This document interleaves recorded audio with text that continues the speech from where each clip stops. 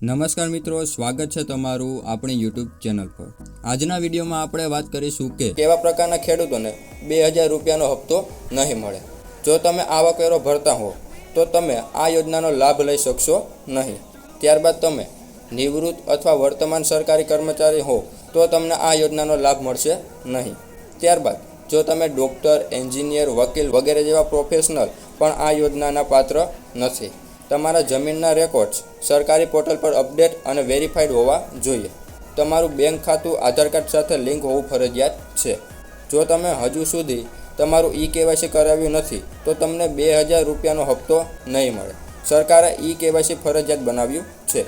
તો આપણે આગળના વિડીયોમાં વાત કરશું કે તમે ઘરે બેઠા KYC કેવી રીતે કરી શકો છો। ચાલો હવે આપણે જાણીએ કે આ યોજનાનો લાભ કયા ખેડૂતોને મળે છે, જેમાં અરજદાર ભારતનો નાગરિક હોવો જોઈએ, ખેડૂત પરિવાર પાસે ખેતીલાયક જમીન હોવી જોઈએ। આ યોજના નાના અને સીમાંત ખેડૂત માટે શરૂ કરવામાં આવી હતી, પરંતુ હવે જમીન ધરાવતા તમામ ખેડૂત પરિવારો આ યોજનાનો લાભ લઈ શકે છે।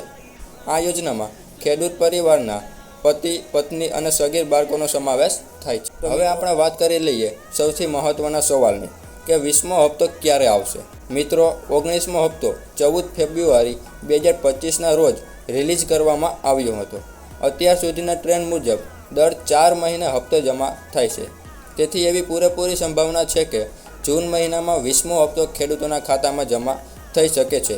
એટલે કે મિત્રો, જૂન મહિનાની 20 થી 25 તારીખ સુધીમાં ખેડૂતોના ખાતામાં 20મો હપ્તો જમા થઈ શકે છે। આજના વિડીયોમાં અમે તમને સંપૂર્ણ માહિતી આપી છે કે તમને 20મો હપ્તો ક્યારે મળશે।